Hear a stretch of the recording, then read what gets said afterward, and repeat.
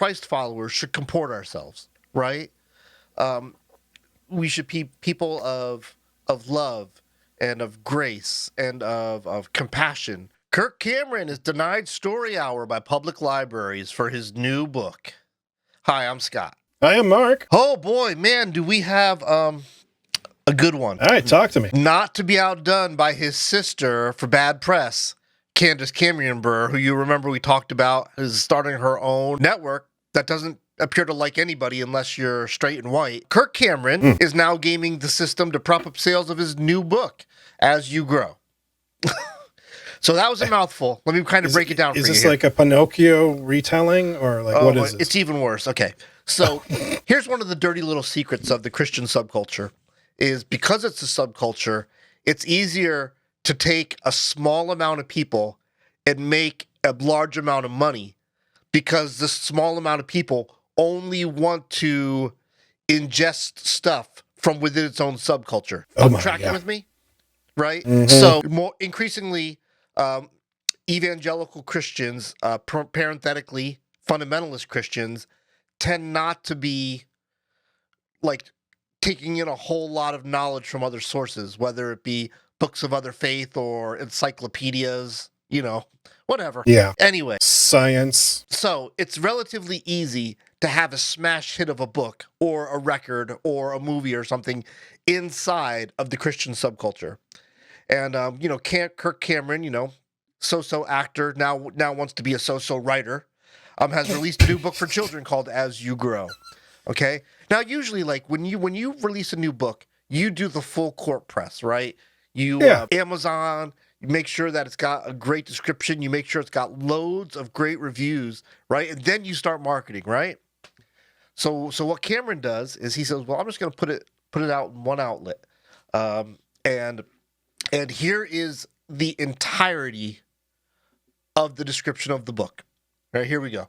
How little effort it takes to put out a book and how much profit he's going to get from it. Here's the entire synopsis. Starting from a seed, Skytree has grown into a massive tree through the trials and triumphs along the way.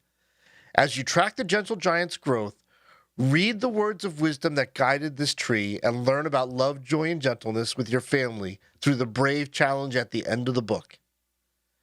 It's like, what the what? Like, none of those sentences on their own make any sense. And then when you put them together, it's like just a big word mush salad that means nothing. Except it's like the description is awful. Yeah. But the problem is like, okay, so Skytree. And I'm shocked that Sky isn't spelled an E. Right. Indeed. But it's like, okay, stories about inanimate objects. I don't really know how great that makes for like a child's book. Yeah. But it just seems weird. Right. So, so the part to me about the description that's interesting is making sure that like love, joy, and gentleness are in there, letting us know beyond a shadow of a doubt that Cameron is like fully injecting a big dose of his spiritual beliefs, his Christianity into this book, right? And this is kind of a I don't know what to call this, a thinly veiled attempt at Christian literature. I don't know. But, the funny part about this, not the funny part and the part that's infuriating is the way Cameron knows that he can weaponize media against Christian media to actually jack up the sales of his book. So here's what he did. A lot of authors, when they release a book, will go on a book tour, right? And especially with a children's book, you may go to a Barnes and Nobles if they exist anymore, or a Borders, or depending on the audience you're trying to reach, you may go to a public library and do a book reading kind of thing, right? So what the Cameron organization did is they reached out to a bunch of libraries that they knew have no particular willingness to push a Christian agenda, right? Right. So they put out the offer, hey, we'd love to come here and do a book reading, knowing that they were going to get the rejection, right? Mm-hmm. And then with that rejection, somebody could just tip off Fox News and say, hey, do you know that these libraries are denying us our free speech? But if they're being woke or something? Right, exactly right. And so we are once again being persecuted because I cannot read a children's book in a library of my choosing, right? And then, of course, Fox News picks it up, and the whole Christian world goes fundamentally mad because they're fundamentalist idiots, and books fly off the shelves, even though it's a crappy book with a infantile message that doesn't deserve to be a bestseller in the first place, right? And all this using the knowing that he can weaponize the culture of like what the grievance culture, right? Like now in America, we live in this world of perpetual grievance. You know, liberals just make me mad. Woke kids just make me mad. LGBTQ people just make me mad. Anti-gun people make me mad, right? And so we just live in this Christian subculture of perpetual grievance. And now Kirk Cameron's has figured out how to take that all the way to the bank. And that drives me nuts. Yeah, I'm like, I feel like we should just call this like, pulling a Kanye. Ooh, them fighting words there. Yeah. Yeah. Well, it's just like we're going to do this thing. We know what the result's going to be. And the result's going to be media attention. Good or bad, like you say many times, it's like, all press is good press. Yeah. Of course, in this case, it's, a children's book and not, anti-Semitic comments. Yeah. So I guess, half a win, but like in like the whole scheme of this thing, right? There's also a headline I saw, which I think is kind of fun now in hindsight, where like Kevin Sorbo, another top-notch A-list actor, is doing some sort of like series along this same subject. Yeah. That's going to be released on apparently a brand new streaming service because Christians need another Christian streaming service. Right. Oh my gosh. I'm sorry. I just burped into the microphone. I was incredibly sorry. That was intense. Scott is just like school on Sunday. No class. Yeah. So it's like this thing about generating children's content to talk about things that children have really not a lot of like sense of. I mean, like I don't want to say like a person cannot be aware that they don't like girls at a young age. I mean, because like I've heard from numerous gay men that like they knew when they were fairly young that they really weren't into girls. Sure. But like like this group of people, like evangelical Christians, are the same ones that complain about people sexualizing children and like introducing children to sex too early. Yeah. The same people that exploded that the movie, what was it, Turning Red, like mentioned menstruation, are probably the same ones that ran out and bought this book, just to support Kirk Cameron. Right. Yeah, it's interesting to me. Like on the one hand, the Christians will look at like, oh, if we even say the word homosexual or gay or LGBTQ in public school, we are using wokeness to exploit our children in bad ways, right? But this is just the other side of the coin, exploiting our children through bad Christian writing, but it's no less exploitative, right? So I like if I'm Kirk Cameron, my goal is not really to inspire kids with the message of Christ, right? If that was my goal, I would just put out my book, right? But my goal was to make money. And so I'm going to think of the kids, right? Because this is a kid's book, as a way to garner national media attention, right? And the more national media attention I can get, the more dollars I can put in my pocket, right? And so it's no less exploitative. It's just exploitative for my team, right? So that makes it okay, which of course is hypocrisy, which it's like, I always used to say that, what did I used to say? Don't know. Gossip is the one acceptable sin, right? But it seems like now we can call any sin, we can just call it, it's hypocrisy. And then everything becomes okay, because we're human and we're fallen. So of course we can be all the things that we rail against, because we're human, right? Which is about to, for those of you paying attention to the Matt Chandler story, he's about to use that same argument. He set it up he didn't do a sermon last week, but he did a little kind of like, hey, I'm back and I appreciate you and I love you and thanks for the support. And in there, he set up kind of he's going to be blaming. He's not going to take full responsibility. It's going to be interesting. Anyway, back to the main thing here. Yeah. So how does this? So this is like Kirk Cameron.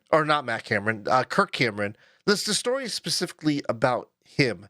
But whether we like it or not, he is a standard bearer for the larger evangelical church. So how does this break the church? Yeah. So like, I kind of wanted to like throw in like really quick before that, right? Yeah. Is that like Kirk Cameron, like his life up to this point, what I'm aware of it, right? Like he's always come across to me as, being well-meaning. Yeah. All at times, maybe a well-meaning idiot.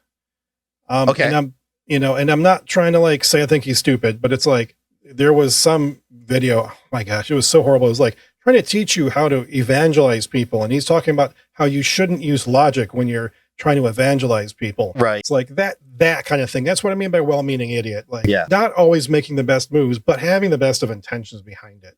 Mm-hmm. So it's like, I don't look at him and say like, well, like, I don't think he's trying to pull a Kanye where he's just trying to do a money grab. Yeah. I think like there is like a legitimate sense of concern there, but like the next step is, how does this break the church? Right. Yeah. My take on that is going to be like, you did a thing just for the media attention. Doing the, hey, look at me thing and playing victim is not a Christian thing to do. Yeah. It makes Christians look weak. It makes Christians look conniving. It makes Christians look, quite frankly, like hypocrites. Yeah. And that's my take. I'm not sure where you're going to go with it. Yeah, I 100% agree with that. I think the only thing I would add to that is I think it breaks the church in that we continue to we used to have really well-defined parameters, not for how the world outside us should act, but for how we as Christ followers should comport ourselves, right? We should be people of love and of grace and of compassion. We should be people who are willing to help a friend out of their hole instead of leaving them to suffer in whatever hardship they're in, right? And we used to have these really well-defined parameters of what the Christian life is. And now it seems like the Christian life is indistinguishable from the life of a capitalist. And for sure. I think it breaks the church when there is nothing unique and definable about it other than the fact that there's a single name, right? Whether it be God or Jesus, right? Jesus, right? Like, so we know the church has something to do with Jesus, and every week we talk about Jesus, but then in the other 6 days and 22 hours of our lives, we do anything other than live a life that has Jesus at the core. Yeah, and something like you brought up earlier that I think is, kind of on top of this sort of an issue. Yeah. So like you mentioned, like, like you have like this large cohort of Christians that, I mean, particularly evangelical, especially like I said, like the more, like you said, I should say, and I agree with it, like the more fundamentalist somebody leans, like the more they tend to shun just like, other non-Christian things. Like they don't want to see non-Christian movies. They don't want to listen to non-Christian reason. Like they shun reason, but that's okay. Well, did I say that? But like they're the kind of people that are going to go out and buy this book. Or like, when I mentioned Kevin Sorbo before, like with his new thing, which is about like being pro-choice or pro-life, like he said, well, this is so important. Like everybody should watch this, pro-choice or pro-life. It's like a lot of Christians seem to have this idea when they produce this sort of content.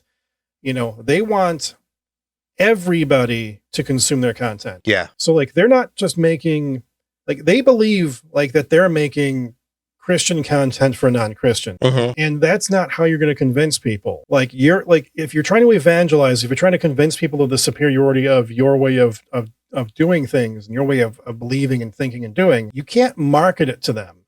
So like, I don't know if Kirk Cameron feels like he's going to be trying to market this toward non-believers, trying to go to libraries that are, like clearly not going to be cool with you. Like, let's say like you wanted to go like, a Chicago Public Library. They're going to be like, no, like you can keep walking. Yeah. It's like, it's, I don't know if it's self-deception or if it's, or what it is, but like, there's something there, like this belief that you can just publish your way, you can sing songs, you can sing your way toward converting people instead of actual relationships. Yeah, like, exactly. That bugs me. And like, I feel like that's a breaking point as well.